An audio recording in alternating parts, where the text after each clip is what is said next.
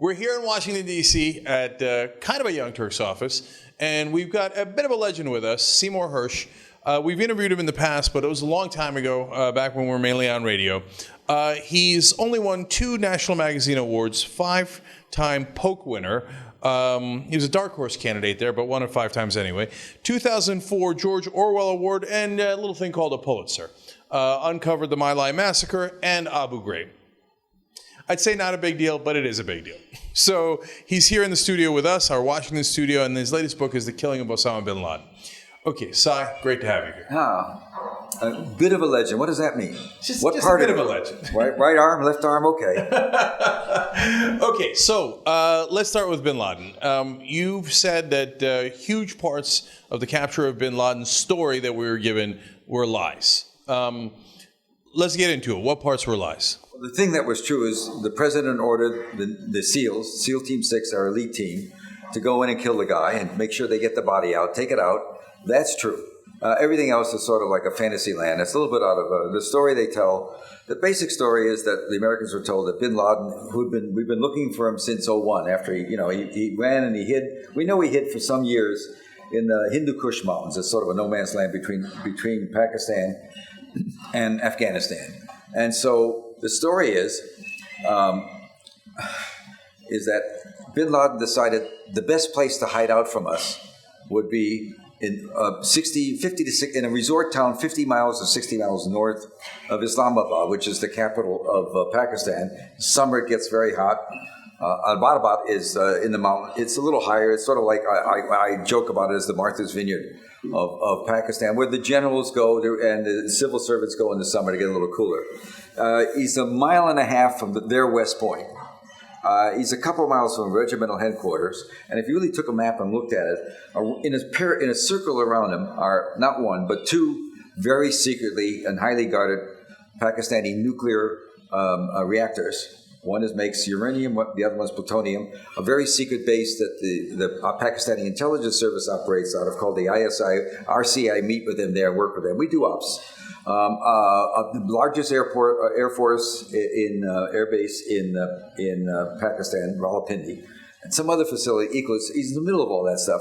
So this is where the guy's going, sort of to hide out, take it easy. Why we won't find him. And there isn't a person I met in Pakistan. I was just in London last week on this book. In Europe, it's a much different attitude. They're more prepared to say, well, that's the way politics is, not the stargazing stuff we do here. And because Pakistan used to be a royal colony, 30, 40 packs. Every speech I gave, there were 30 or 40 packs in the crowd. And one of them told me that within hours of the raid, the rickshaw drivers all had signs. The story that we told is we went in and out without the Pakistani radar, which we built for more than $900 for them, for the Pakistanis. Top of the art stuff, didn't detect it. We went in, one chopper had to be blown up. No police, they blew it up right there. No police, no fire department. In a high-end resort with very good police and fire departments. Nobody bothered our guys. We go out, we fly out without being noticed. And it was just a great operation. And too bad that the Pakistani intelligence and military services and air defense services are so lousy. I mean, that was the story. So, on the point that it's their West Point equivalent is a mile and a half away, their nuclear sites are in the area. The idea that they wouldn't guard that area seems preposterous. Now, I mean, that gives you 2 conclusions. One is, boy, that'd be one hell of a coincidence if bin Laden happened to pick his hideout right in the middle of Pakistan's military. But even more important is this idea that, they won't bother trying to detect anyone coming close to their nuclear facilities and their West Point and all those places. So it appears based on the reporting that it's fairly obvious that Pakistan knew exactly where bin Laden was and did not send any police or army after us. So it was obviously coordinated, and it makes sense that they wouldn't want that to get out, right? And it's because they take a lot of internal heat for that. A significant percentage of the population in Pakistan are not particularly well educated. They're very religious. They're fundamentalists. They may not be jihadists or Salafists or Wahhabi. They're Sunni fundamentalists. If they had known that the government knew where he was and let us come in. If they'd known the truth, at least the truth as it was told, they would be rioting like crazy. So we left. The trick here is they had kept him for 4 years without telling us. They picked him up. The Pakistani ISI picked him up somewhere in the Hindu Kush. I'm not sure, but that's what I understand. And we didn't know squat about it. They built. We know from satellite images they built the compound in about started building it in 05, and it was for him. Not a beautiful place, just a rundown. Not great. It was just an ordinary place. Everybody in Pakistan has walls and guards, and so the important thing is that the only way we learned about it, and the story they told in Zero Dark 30 and everything. A bunch of really high-tech, brilliant people in the basement of the CIA discovered he was talking to couriers, and that this guy was active. Bin Laden was active. He was in play. He was directing traffic. You hit here, report back to me on Monday, like in the movies. And literally in that case. Well, the trick is, literally, that's the way they do portray. In all fairness about Zero Dark 30, we all walk into a movie to suspend belief, so when they try and tell you this is based on real, we suspend belief, so who cares about the movie? But what happened is we didn't know squat, and Pasha and Kiani, the two, Kiani is the general in charge of the army, Pasha then was the general in charge of the intelligence service, which was very powerful there. More of a presence than the CIA in our house, and it's our CIA pretty powerful. These guys are really strong and good. They both. Why do we kiss up to the generals all the time? Pakistan has what, 100 maybe? When I wrote about it for the New Yorker in 2099 about how scared we were about it, it was 100 then. It's been, 7 years? Maybe 200 bombs now. They got 2 reactors going. They're making bombs. 200 nukes. Yeah, I beg your pardon. Thank you. And so, we play nice with them. We want to know, we want to believe them when they tell us where they are. We don't want them to think, as we really do, that they've taken a couple out of the count, but in the intelligence community they call it, left a few warheads in the tall grass along the runway. So they, whatever we think we know. And the purpose being, we want to be able to go in and do something to them if we think they're going to use it, and we don't want them to. We want that ability. So we play this game. We give the generals toys. You want a new chopper shirt. You want a car with lead armored car. You got it. One of them is a golfer, Kiani. You want Jack Nicholson to go to Columbus, Ohio, and play around with Jack? You got it. We're doing all that stuff. And then we discover from a walk-in, a guy walks into our embassy, a disgruntled colonel that didn't make general. I mean, I can just tell you he was a Pakistani officer. And like a lot of guys, we call them traitors. So you can't trust everything you say. He walks in to a guy named John Bank, the station chief, a really competent guy, Harvard grad. The CIA doesn't get that many these days. And we play it right. We check him out. Decide he's telling the truth, or it's a good shot he is, and then we're all over these two generals. Man, you two guys, after all we do for you and how much trust we put into you, you're double up on us. And finally they start talking. We cut off the money, we cut off the toys, and after a couple months they say, the Saudis paid us not to. That's the way it goes. Sorry guys, they were first for this and you're second. That's the way it is. The Saudis paid. I can only speculate, rational speculation, they didn't want us to go talk to bin Laden. He's in bad shape. Anyway, we go on from there. We eventually work it through with them. You cut a deal. And the deal was, and it's the eternal double cross, one that still pisses off the Pakistanis and still has many people in our government still angry at what happened at Obama. The night of the raid, the SEALs were supposed to go in, kill him. The deal was nobody knows nothing. We're going to say we didn't see anything if we get asked. Put him in a body bag, what's left. They shot him up pretty good. Take him back. We don't care what you do with him. Don't announce it for a week. A week, 10 days later, say, we did a hit in the Hindu Kush Mountains in Pakistan. We checked and we saw this tall body, and we looked it out, checked it out, the DNA match, we got bin Laden. And protect everybody. Instead, for a lot of reasons having to do mostly with politics, let's go now, Mr. President. This is re-election. This is manna. So he caved in. It was about 2 or 3 hours. You probably won't remember that night, but some of your audience will, if they're over 12. Are they? Yes, they are. All right, just to make sure. What happened is they broke into the news broadcast that night, 7, 8 o'clock, a big announcement for the White House, coming soon. Didn't go for 3 hours. In those 3 hours, they're fighting because the political guys say to the president, you got to go now. He says, I got an obligation. And they're all worried about Gates, the Secretary of Defense. Bob Gates was a Republican. Remember, he replaced Rumsfeld, close to Bush. Will Gates talk? Gates went nuts when they wanted to do this. Went nuts about it. Won't talk about it, but I know he was enraged. Why? We double-crossed the two guys with the bomb. And the bad feeling exists today. They were left with two choices. They could either say, hey, we knew all about it and we were in, and then their kids couldn't go to school without some Salafis or wacko wanting to get at them because they killed bin Laden, the hero to many people in that country. Or B, we screwed up to take the heat that way. I mean, we just left them holding the bag. That's what gets me so fascinated by the story. The president put, I don't think you can put it this way because he probably didn't think about it, but, you know, if these guys decide they want to ship a couple nukes somewhere to the Saudis or something like that, what are we going to do about it? I mean, it's bad. Yeah, although I'm always a little amused when people are outraged when politicians play politics. You know, so President Obama, does he play politics? Yeah, of course, right? And in the middle of an election, he's, advised by his deeply political advisors to do this, you know.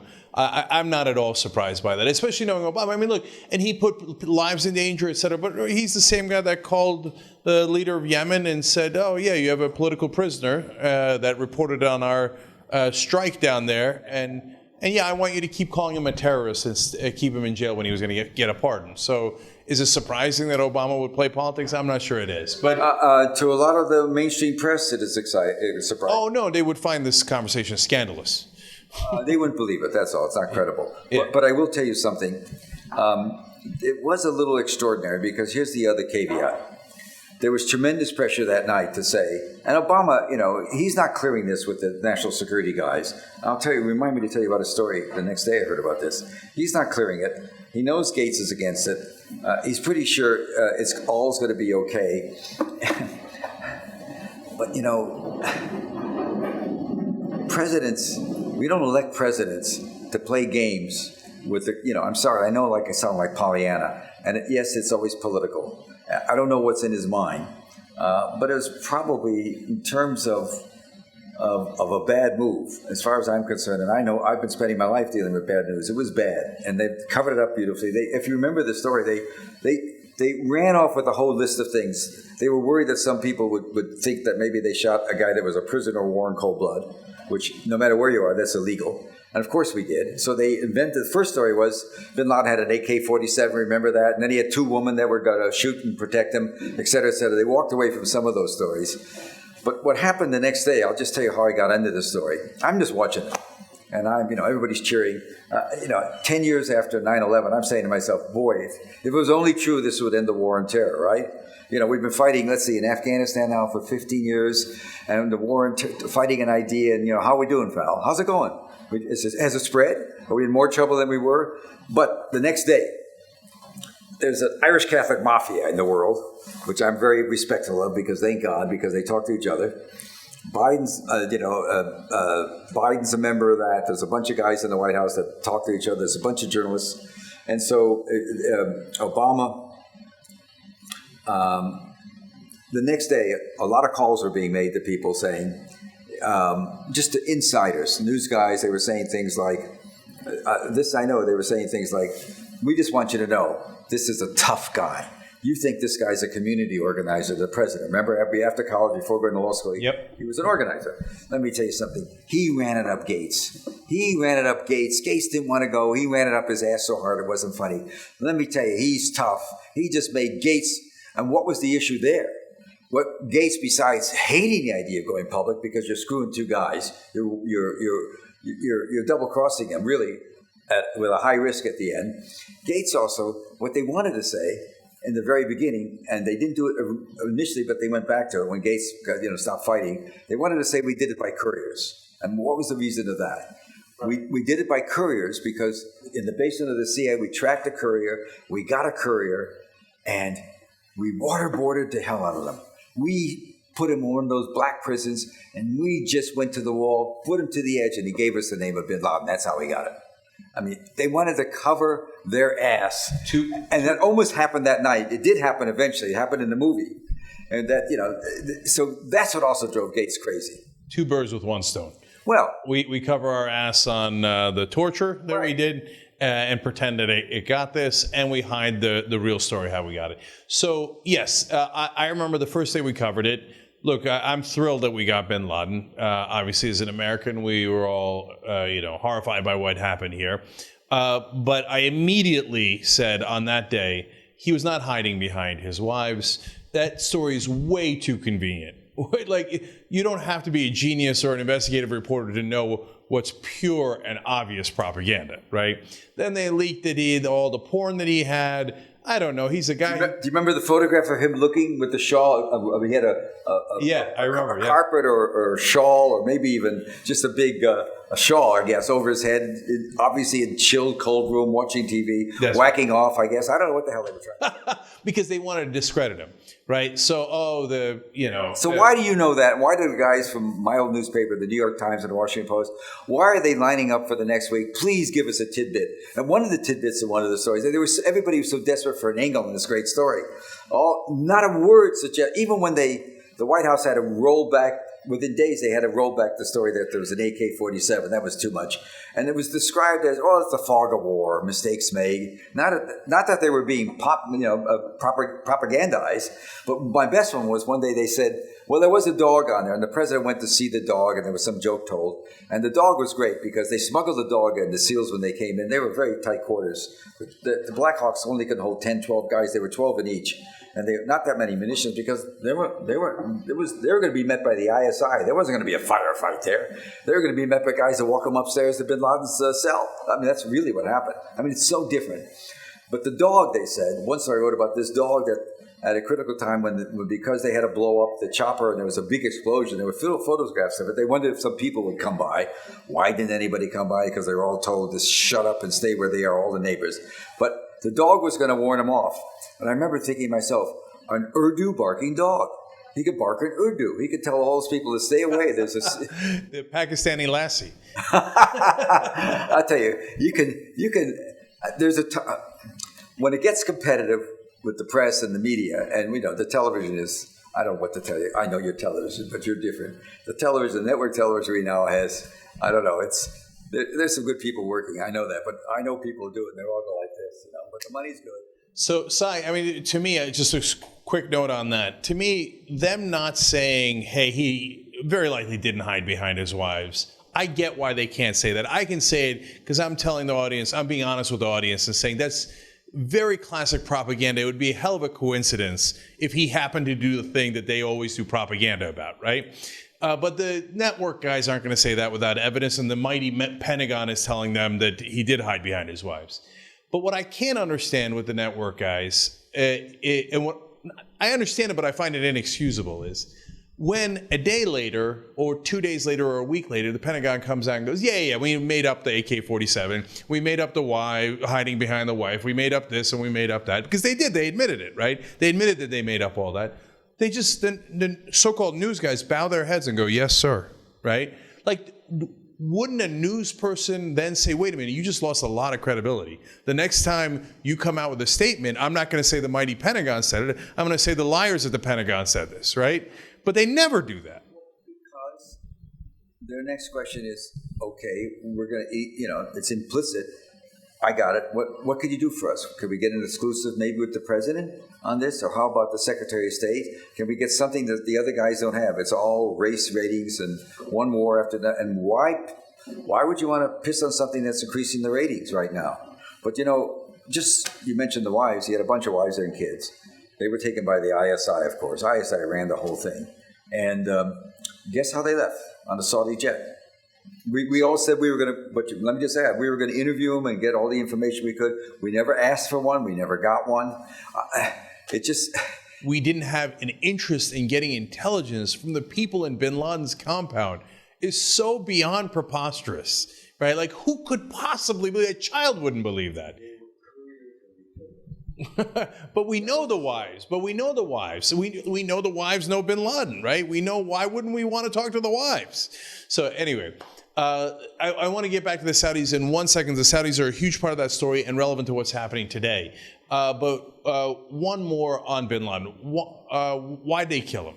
Okay, so is it because, now I'm not naive, I know that they didn't want him to talk, but what didn't they want him to talk about? The Pakistani connection, the Saudi connection, what's your best idea on that based on your reporting? I'll give you an honest answer. How in the hell do I know? As opposed, I'm one of those people that watch, during the election period, I'll watch CNN, MSNBC, even Fox, and they have panels on. And I'm telling you what would happen. Television would go mute during election cycles if you took away two words from all those people who appear, the words, I think. Because everybody's talking about what they think. I don't know why they didn't tell us. I know they got paid a great deal. I wrote that in the article that's in the book about bin Laden. That they got a great deal of money. The Pacs told us they gave us money. I learned, you learn a lot more after you write stuff, because I learned a lot more. It's all, nothing I could tell you that doesn't support the story. What I learned is that the Pacs also, and I've been told by somebody, a long-time ISI guy, who defected, who got in touch with me sort of circuitously, they also gave us oil in tankers. And one of the ways you move money around that people don't think about how easy it is, you have a tanker of oil, you can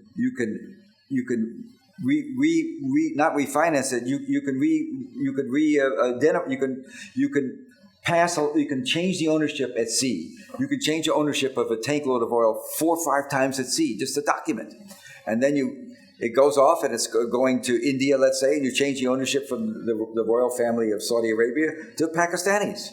And that's what happened. A lot more money was given than they thought. It was basically, the generals just, no matter how close we are and how much we kiss the hand, a lot of people don't like us. While doing research for this story, I had a Pakistani, somebody involved in the intelligence business, say to me very angrily, he said, do you understand what you guys do? We live here. I work with the CIA. I work with them on some sensitive stuff. Every year there's a rotation.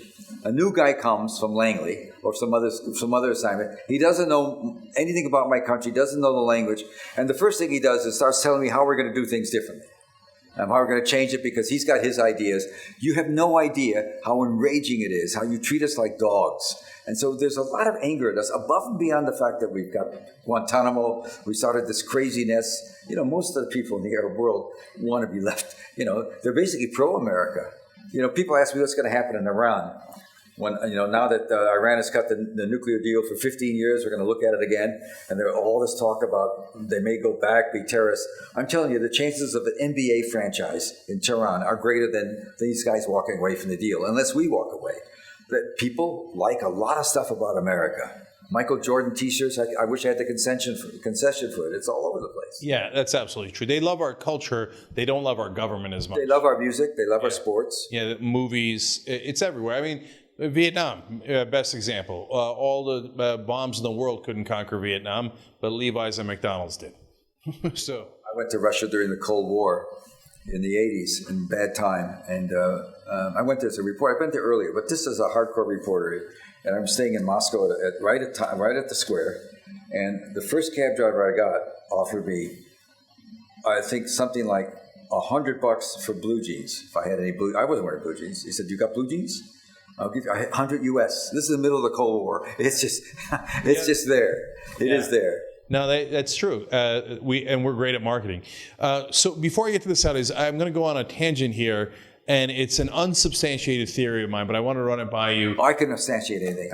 I'm God. Because you mentioned something very interesting there. You talked about the tankers of oil and how easy it is to move. There's one thing that I think Trump hit on, of course accidentally, because he doesn't know what he's talking about 99% of the time. Wait, why aren't we bombing the trucks full of oil of ISIS, right? And the reality was, until recently, we really weren't bombing them. It's not like they were hard to locate.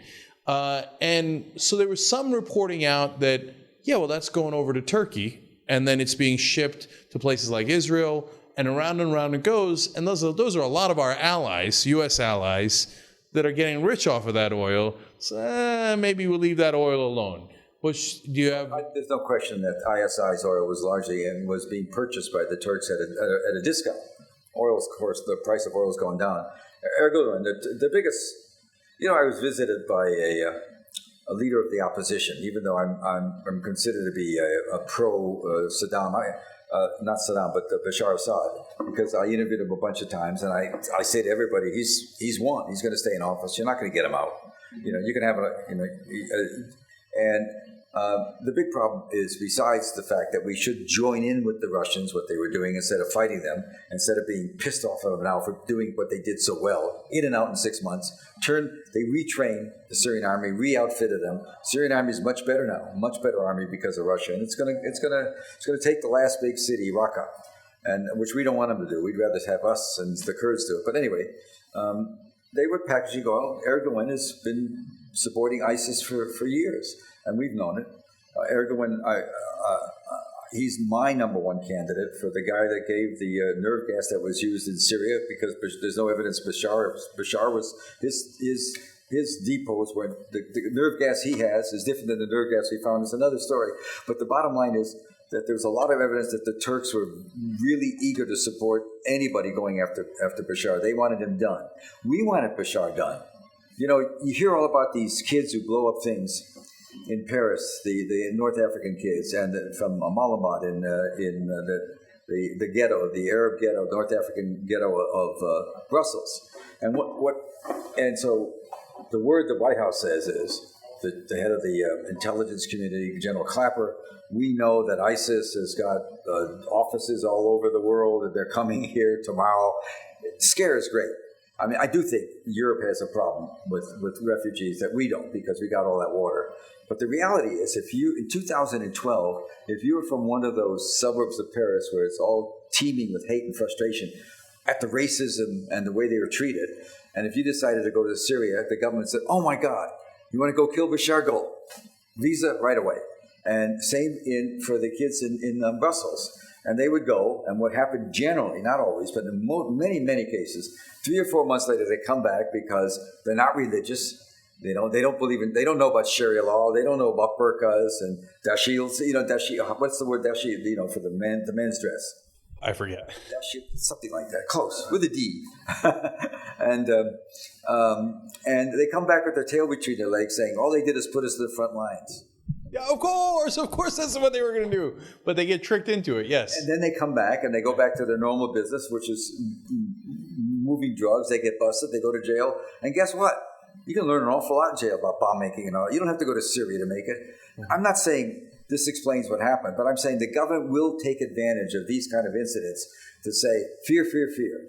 So, they'll say about the Turkish connection, for example, oh, that's a lot of conspiracy theories. But then we saw the telephone recordings where they literally talked about a false flag operation, where they would attack a leftover Turkish fort inside Syria and pretend the Syrians did it. Let me tell you who they was. The president, Erdogan, was at the meeting. The they was a man named Fidan, who is the head of their version of the CIA. They call it the MIA. The head of the intelligence community. His director of the intelligence committee is the guy saying, well, we could just go start trouble there, put a false flag operation, and get an excuse to go in. I mean, so, yes, when this guy comes to see me the other week, leader of the opposition, he says, I just want to, I've seen him before. He's a very cool guy, and there are some good guys in the opposition. And they're not going to win, and he knows that he's in Paris now. But we agreed on one thing. There's two issues. One, you got to do something about Turkey. As long as he's there, he's going to be double dealing you. And the other thing is, we should have joined with Russia. What is this business of, look, you don't have to like Putin to like the fact that they did something we couldn't do. Well, we can't admit it. And also, it's also true that Putin has had a long relationship with Syria. And it's one of the big post-war relationships he had. Many Russian soldiers married a Syrian woman. I don't know if you've seen a lot of Syrian women. They're pretty good, pretty elegant. Many thousands, really, more than 1,000, live in places like Latakia along the Mediterranean, where the Russian outpost is, where their base is. A lot of Russians live there. There's a lot of flow back and forth. He's been a supporter of the Syrian regime for 30 years since the old man. Yeah, absolutely. So back in the Soviet Union days. Yeah, absolutely. Well. Back it was 72. They took power. Russia was there. So Russia's still there for the guys. So let me ask a broad question in regards to that. So in America, conspiracy theory has become a dirty word. And for good reason. There's a lot of nuts out there and talking about the Bilderbergs and the lizard people and all that stuff, right? But at the same time, aren't there literal conspiracies in the world, like the false flag operation that the Turks were planning against Syria as an example, and some of the false flag operations we were considering, whether it was against Iran or Saddam Hussein in the first place? So what's your sense after the decades of reporting on, is there a hell of a lot more quote unquote conspiracies out there than the media acknowledges? Let me give you my definition of a conspiracy. 9/11 comes. We have George Bush II as president and Darth Vader Cheney as vice president. I've been doing a book on this for years. It's just a tough project to get what I need. And about Cheney, I'm doing a book on Cheney. I can tell you right now, that night, the NSA, like the British Intelligence Service, GCHQ, we collect everything. There's so much. We can't discriminate. We can't discriminate initially. There's just so much we have to get. We get it all. We get as much as we can. It's try and get satellite stuff. And we have what we call, it's downloaded. There's one facility at Quantico, the Marine base here in Virginia. A training base, but there's a big facility for collecting this stuff. We use software. In the NSA, they call it filters. And the way it works is, the NSA, I've interviewed the heads of the NSA when I was at the New York Times, and even as an AP reporter. You go out there, and the one thing they all say, we're never going to, we know you guys are worried about us, we know we're ruined if you think we're copying you without a court order, without some reason. We're not doing it. I promise you we'd never do it. That night, so what they do is they put filters on all the take, listening, it's really it's not even more than algebra, it's an algorithm is the right word. They devise algorithms that can see a pattern in one conversation. It's not a word, there's a pattern that's suspicious. And they filter, if you don't have that, it goes out, they don't look at it. But they collect a lot of stuff that looks suspicious. They take a second look. If there's two Americans talking, you can't touch it. If it's one American talking to somebody, well, you can take another look at it. And if you want to do something about it, and if you want to do something, in the rare cases where they find two Americans talking, usually it's one, you have to get a court order. Cheney dropped all that night. All the filters were gone. You just collect and go. It's all gone. We don't know about it. I know something's up because my guys on the inside start telling me after 9/11. I was saying to one guy, I was seeing a guy inside a lot and writing notes on a yellow pad. And I eventually said, I'm going to get a damn computer and just a little portable computer just for this. And he said, what are you doing? I said, we got a computer, but I won't connect it to the internet. This guy said to me, he'd been in the NSA at one time, among other jobs, a senior dude. There are guys, let me reassure you, more than you think, in the American government, in the intelligence community and the military, who take an oath of office to the Constitution and not to a president. And that's where you get in trouble on the inside. If you really believe you're defending the Constitution. And so those are the guys that get to me or I get to them. There's more you think. We're not a country of dishonor. There's a lot of really good people there. You put 20 years in getting to be a 2-star, and all you want to be is chairman of the Joint Chiefs, which is a 4-star job. You're not going to throw it over by yakking at some guy on the record. But anyway, so what happens is, this guy said to me, don't use a computer. I said, no, you don't understand. I'm not putting it in the internet. This is about 2 months after 9/11.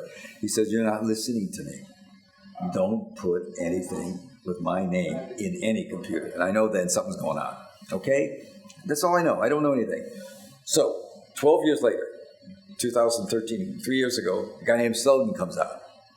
And Snowden says, hey, we're listening to everything. Public goes crazy. You got paper. If he'd said it earlier. A lot of us heard that. There's a bunch of reporters that wrote, there's something going on. But this is like manna. You got a document for the media. You can't walk. That's a big story. And so at that time, let's see. Let's just use it. When in 2001, there were about 27,000 guys in the CIA, that number of contractors with the same clearance. Snowden was a contractor. He worked inside, but he went to work for a contractor, more money, same clearances. So let's say by 2013, conservatively, you got 30,000 contractors in and 30,000 guys inside. It's a secret place. Once you're sworn in, once you're in the club, you're in the club. Let's take the most minimal number possible. 10% of those 60,000 contractors and employees knew pretty quickly what was going on. More than that had to know because there's so much exchange. All of a sudden, you're flooded with much more documents to work with, much more data. You got to know we're collecting it somewhere. And so you got 6,000 guys that for 12 years, from '01 to 13, said nothing. And then after he went public, they also said nothing.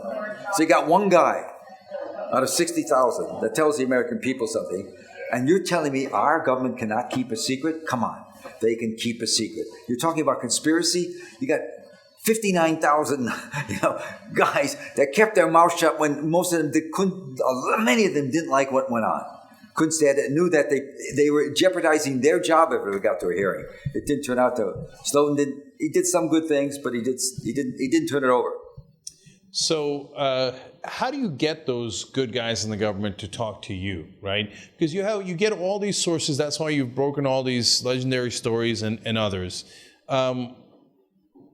If I asked them to talk to me, I don't imagine that they would, right? So how do you do it? I'm out there for 35 years saying, hey, I'm like the public defender. You're some guy, you get caught with a gun in the hand and you got no money. And, the guy's got a hold of it and you grab you and they lock you up. And you got the case and you get a public defender that says maybe it wasn't maybe you didn't have a search warrant, or maybe you didn't see what you thought you saw. I'm the guy that says, hey, so people, they knew, look, I called up somebody cold today and knew who I was.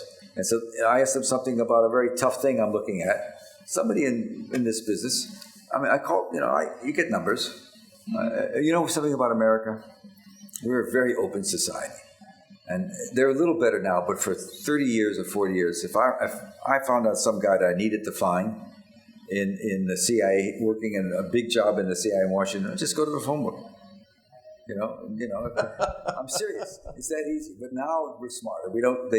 In the Pakistani intelligence service, once you get past a certain ring, it's the ISI, hard-nosed guys, not only do you change your name, you change everything that would be on a birth certificate. You get a new birth certificate with new date, new stuff, and your family has to leave the country because you can't be in a position of being extorted because your wife's grabbed and the kids are grabbed. This is hardcore stuff. We don't do hardcore stuff, so we're there. So you can find our guys, and because I was in the Army.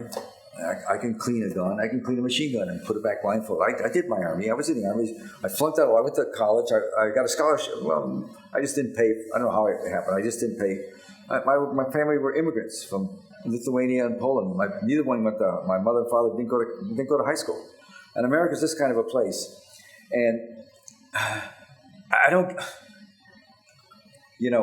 I graduated from college without paying a cent, University of Chicago. I wasn't editor of the school newspaper. I wasn't editor of the Harvard Crimson, the Yale Daily News. And I stagger around doing what kids do, too much stuff in my nose and drinking, and the same thing everybody went through, right, for years. And I finally figured out, and I began working as a reporter. 11 years later, I'm a freelance reporter. I mean, and I find Lieutenant Calley, and I find the story about the massacre, and I get it in print. Nobody wants it. At first, I had to go syndicate it myself to an anti-war news service, but because I had it, they got into it, and the story became huge. And here I am, 11 years out of college, this punk. I'm sticking two figures into the eye of Richard Nixon, newly elected Republican. And am I trotted off to jail and be carted someplace? Oh, I'm getting fame, fortune, and glory. I get my first money I've ever seen in my life, enough to put a down payment on a house. I was married with a kid. First money I ever got. You don't think America's a special place? It's a fantastic place. And so I think the best thing I can do, when I talk to journalists, when I do a lot of stuff for journalism kids, I say three things to them. I say, one, the hardest one is read before you write. And the second thing I say is get that, I don't use the word hell, I use a stronger word, out of the way of the story. There's no such thing as a sensational story. Do enough work that the words tell it themselves. And the third thing is, remember, we are the most remarkable, wonderful profession there is. The world's run increasingly, in my view, by dishonest people, nincompoops, crooks, gangsters, thieves, and we're out there trying to raise a finger and say, hey, we're the public defender saying, we're going to hold you. Obama's he's probably as smart as any president we've ever had since Kennedy and Lincoln, and maybe as smart as any president we're going to have for the next 50 years. But he's got flaws. And I'm sorry that so many of my buddies in the press service live and die on that plate, but I don't. And it's not a dishonor to me. I think it's a great honor to me that I've never been invited to the White House for a dinner. And I don't want to go to the correspondence dinner or the Gridiron Club. It's not our job. Our job is to be a pain in the ass to these guys. Fantastic. And I couldn't agree more with you. I mean, I chose to be an American citizen. Where from? Where from? From Turkey. And, oh my God! Let me tell you something about your country. Okay. It's lost its way. Oh, I know that. It's lost Believe its way. me, I know that. And it started slow. And believe me, we have many Americans. Do you speak the language? Yes. Okay. We have many Americans in our intelligence services and our NSA who speak very fluent Turkey, who are very loyal to America, although they grew up in Turkey, and you had the same crazy overbearing mother as we always think it's a Jewish thing, yeah. But no, it's not a Greek thing, and it's not a Chinese thing. It's really a Turkish thing. It's so true. You came. I had a very good friend. Also, great food. But hold on. Couldn't agree more. So we know a lot about Turkey. We have people really competent inside there, and we can collect. Turkey is of great concern for us because it's a great ally and it's a NATO country, and it's gone down the wrong way. And yes. How it's going to get out of this, I don't know. I can tell you this. I'm tired of the Kemalists. You know what I'm talking about? The old military guys telling me, "Oh, we're going to get him next week. Don't worry, he's not going to lift." They're not going to get him next week. No, they're not. He's surrounded, and he's crooked. He's dirty, and this president won't call the spade on him. Well, for strategic reasons, et cetera. So, totally agreed on all that. And look, back to America for a second. That's why in our studio in LA we have the American flag flying behind us in our monitor, because we actually believe in the idea of America. So we're patriots like you, and we just think that we should live up to our ideals, right? It's not hard. Yeah, sometimes they make it hard, but we're trying to make it better. But I want to end on one other country, because we mentioned it earlier, and I think it's very important to all these stories, and it's in the news today, the Saudis. So now they're thinking of releasing the redacted versions of the 9/11 Commission report about the Saudis, some like former Senator Bob Graham, implying that the Saudis had something to do with 9/11. Now we find out, that not now, but when you started reporting on it and others did, that the Saudis might have helped keep bin Laden in Pakistan. There's 15 out of the 19 hijackers are Saudis. Curiously, we didn't attack Saudi Arabia. We attacked 2 other countries, even though they had the overwhelming majority of the hijackers. So you put all this stuff together, and one, let's talk about how culpable are the Saudis on 9/11 and all of this radical Islamic terrorism? Like a lot of people, and like a lot of people in the government, the 19 guys who did what they did weren't very competent. The more we learned about them, they were open. And one of my friends in the intelligence community, actually in the FBI, said to me within a week, within 4 or 5 days, we initially thought there'd be attacks all over, and became clear that this was, he said, here's what's amazing about these 19. They were like a pickup team, a bunch of guys in junior high that made it to the Final Four. What the hell is going on? What's happening here? It's not a conspiracy, and we're not very good. And so the biggest issue for me, for 15 years, and my friends, is what do we know about it? We don't know enough about who did what. We still don't know. I can tell you my own instinctive, and it's based on some information, but certainly not enough to go right about it, is there was more going on in Hamburg. So Muhammad Atta, most of the guys didn't know much. Muhammad Atta was an engineer. I think he studied mechanical engineering. He had an engineering degree. He could plan something. I'm not sure bin Laden was a great planner. He was quick to take credit, and he ended up, as I say, in the foothills for years. If he was, he might have. My guess is he's maybe even taken earlier by the walk-in, than we know, but we don't know. So my guess is that there's no question Saudi money has been financing madrasas all over the world, radical education, Wahhabis. They're a very extreme group of Sunnis, and Wahhabism is a real hardcore jihadist, if you will, religion.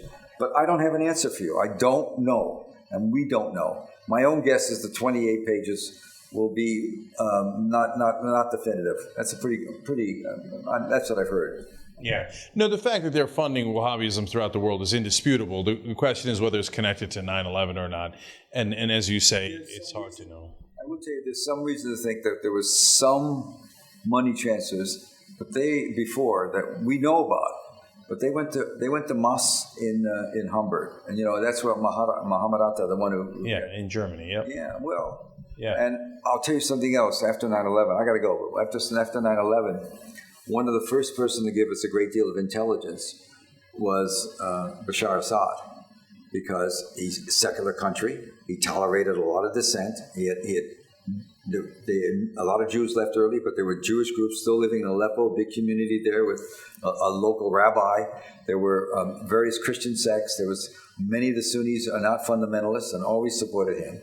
And he was, from the very beginning, he moved right to us, gave us, at least the number I had was 1,200, but I think it's more than that, files on Muslim Brotherhood people in Turkey, in Hamburg. So Hamburg was the hot spot. They always watch if I'm Putin, and I'm thinking to myself, okay, I'm the evil off of Putin, but whatever I am, I'm smart. And I can't stand terrorism. I had 2 wars in Chechnya. The second war was 10 years. He's got more information. The guy that runs the ISIS is named al-Baghdadi. He knows more. He's an Iraqi, but believe me, I know from inside, they've penetrated a lot of that. Anything we learn about it comes from the Russians. There's still some communication with the Russians, despite the president yipping and yapping. So if I'm Putin, I say, the big problem we have is jihadism, Salafism, terrorism. And what do the Americans do?